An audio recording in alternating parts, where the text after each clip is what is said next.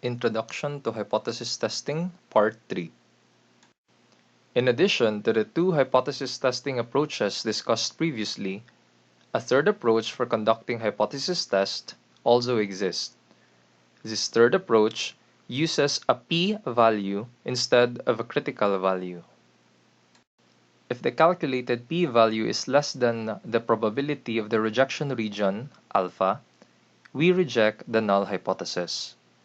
Otherwise, if the p-value is greater than or equal to alpha, we do not reject the null hypothesis. The p-value provides more information than simply stating whether the null hypothesis is rejected or not, because it presents the decision maker with a measure of the degree of significance of the result. To demonstrate how this works, let us look at this example. Dodgers Stadium parking. The parking manager for the Los Angeles Dodgers baseball team has studied the exit times for cars leaving the ballpark after a game and believes that recent changes to the traffic flow leaving the stadium have increased, rather than decreased, on the average exit times. Prior to the changes, the previous mean exit time per vehicle was 36 minutes, with a population standard deviation equal to 11 minutes. To test the parking manager's belief, a simple random sample of 200 vehicles is selected, and a sample mean of 36.8 minutes is calculated. Using an alpha of 0.05 level, the following steps can be used to conduct the hypothesis test. So step number 1, we need to specify the population parameter of interest, and it is the mean exit time per vehicle. Step number 2, formulate the null and alternative hypothesis. Based on the manager's claim that the current mean stay is longer than before, the hypotheses are, for the null hypothesis, it would be less than or equal to 36 minutes. And for the alternative, it is when it is greater than 36 minutes, because this is the claim. Step number 3, we need to specify the significance level, and it was stated in the problem that the alpha is 0.05. Step number 4, we need to construct the rejection region. In our example, the decision rule is if the p-value is less than alpha, which is 0.05, we reject HO. Otherwise, we do not reject HO. Step number 5, compute the test statistic. Because the sample size is large and the population standard deviation is assumed known, the test statistic will be a z-value, which is computed as follows. So after the computation, we get a z-value of 1.03. Now, we need to get a copy of the standard normal distribution table, which can be downloaded from this website. We will use table A.1 to find the area of the probability outside the rejection region.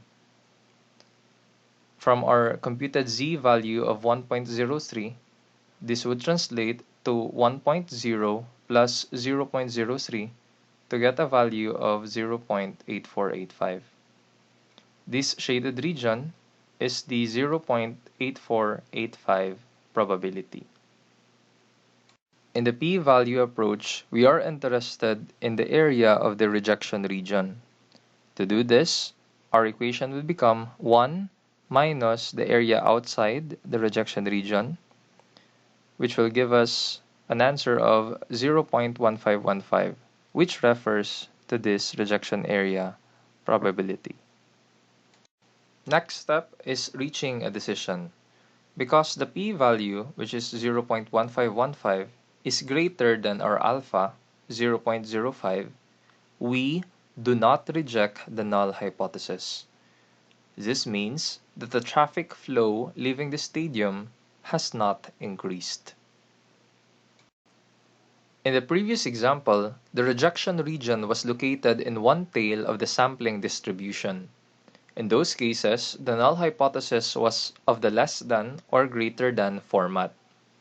However, Sometimes the null hypothesis will be stated as a direct equality. The following application shows how to use the p-value approach for a two-tailed test. Golden Peanut Company. Consider the Golden Peanut Company and Georgia, which packages salted and unsalted unshelled peanuts in 16-ounce sacks. The company's filling process strives for an average fill amount equal to 16 ounces.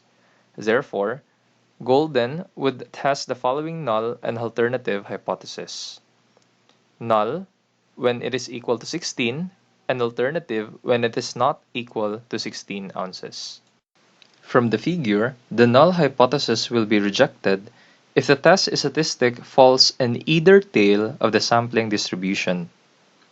The size of the rejection region is determined by alpha, which is divided equally into the two tails. Suppose for this situation, Golden managers calculated a z-value of 3.32.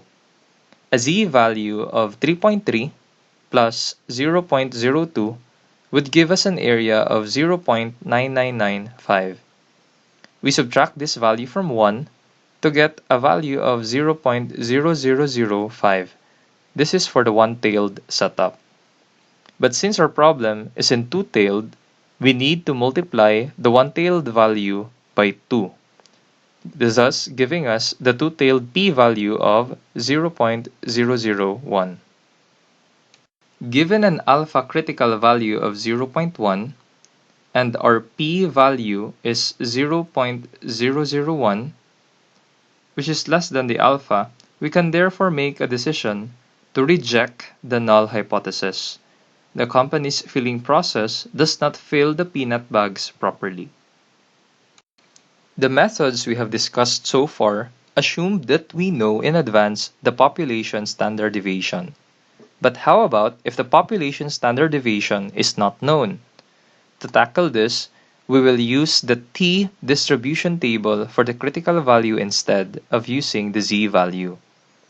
The t-value can be calculated using equation 9.3 as shown here.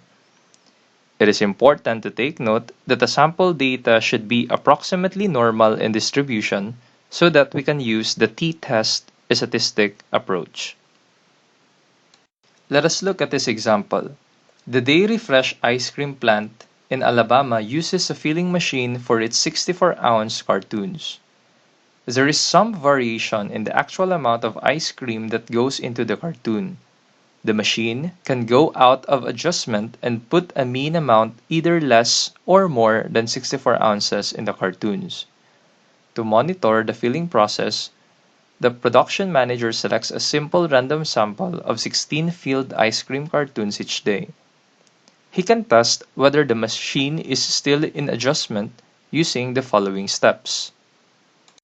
Step number 1. The manager is interested in the mean amount of ice cream. Step number 2. The status quo is that the machine continues to fill ice cream cartoons with a mean equal to 64 ounces. Thus, the null and alternative hypotheses are, for the null, it is when it is equal to 64, and for the alternative, it is when it is not equal to 64. Step number 3. The test will be conducted using an alpha level equal to 0.05. Step number 4. We produce a box and whisker plot for a rough check on the normality assumption. The box and whisker diagram does not indicate that the population distribution is skewed. The median line is close to the middle of the box. The whiskers extend approximately equal distances above and below, and there are no outliers. Thus, the normal distribution assumption is reasonable based on this sample data. Now we determine the critical values from table A.2, the t-distribution table. Based on the null and alternative hypothesis, this is a two-tailed test. Using t-distribution with 15 degrees of freedom and a 5% value of alpha, we get a t-value of 2.1315. Our decision rule would be To reject HO, when the computed T value is less than or greater than the critical values negative 2.1315 and positive 2.1315. We compute for the sample mean, which gives us 64.2, the sample standard deviation 0.72, and finally using equation 9.3, we have the value of t 1.11. Step number 6, reach a decision. Because t is equals to 1.11 is not less than negative 2.1315 and at the same time not greater than positive 2.1315, we do not reject the null hypothesis. Based on this sample data, the company does not have sufficient evidence to conclude that the filling machine is out of adjustment. As a review, these are the steps in hypothesis testing. Number 1, we specify the population value of interest. Step number 2, to formulate the appropriate null and alternative hypothesis. Step number 3, specify the desired level of significance. Usually it is given. Step number 4, determine the rejection region, either Z, T, or P. Step number 5, obtain sample evidence and compute the test statistic. Step number 6, reach for a decision, comparing our value from 4 and the value from 5. Step number 7 is to interpret your decision. Practice drill. The average cost of a hotel room in New York is said to be $168 per night. A random sample of 25 hotels resulted in a sample mean of $172.5 and the sample standard deviation is $15.4. Now test the hypothesis at the 0.05 alpha level. You may pause the video and try to solve it for yourself first before proceeding.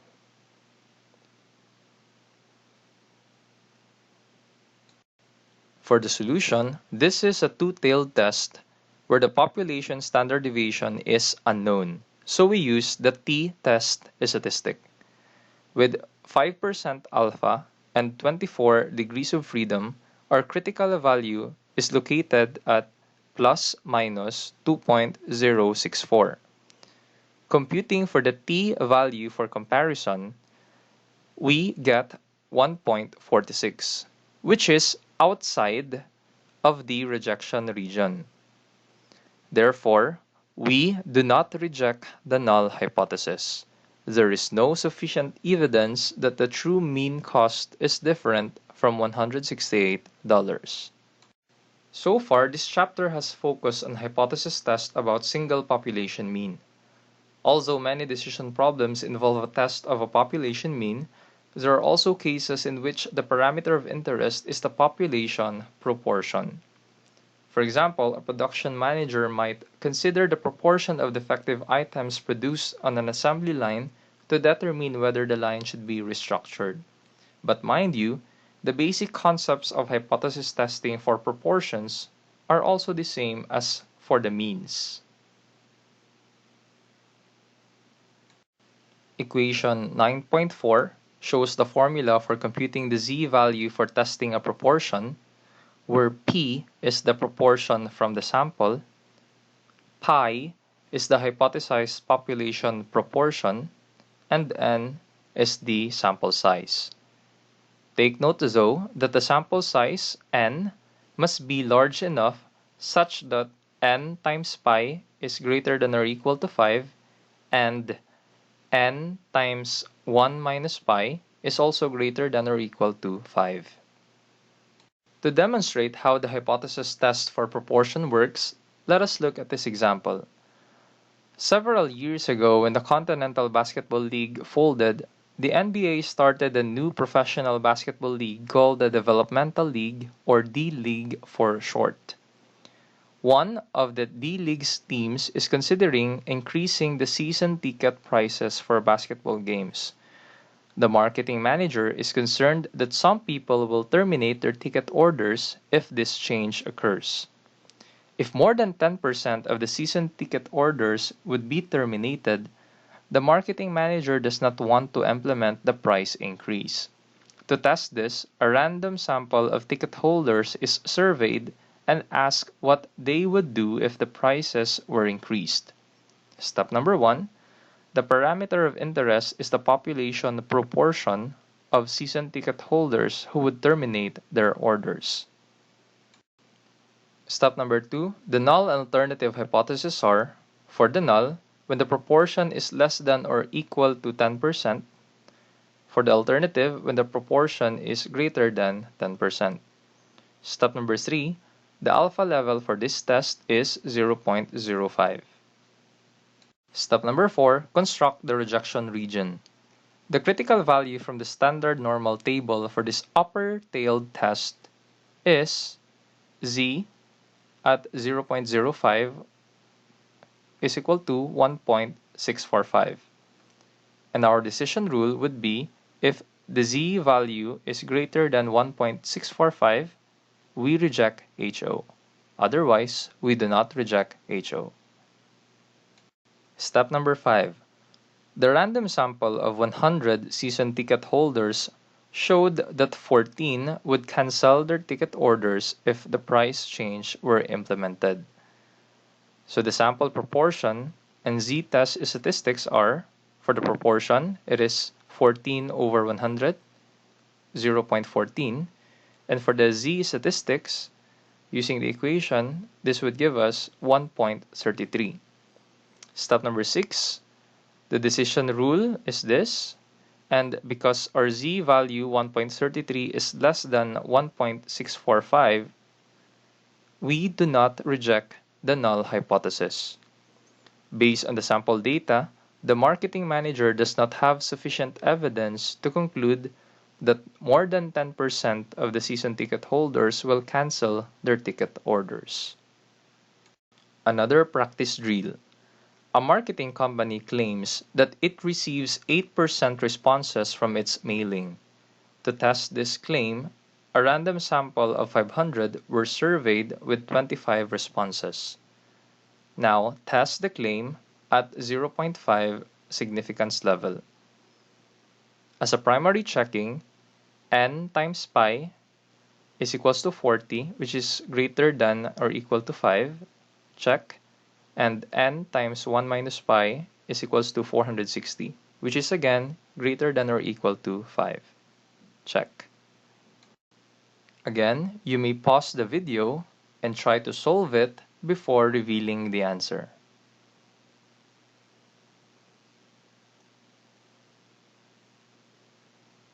For the solution, given an alpha of 0.05, the two-tailed critical values are at negative 1.96 and positive 1.96. Our z-test then gives us a value of negative 2.47, which lies in the left tail rejection region. Therefore, there is sufficient evidence to reject the company's claim of 8% response rate. That ends our discussion on hypothesis testing. You can download the standard normal and t-distribution tables from this link. And here are the important equations and commonly used z values used in this chapter. Thank you.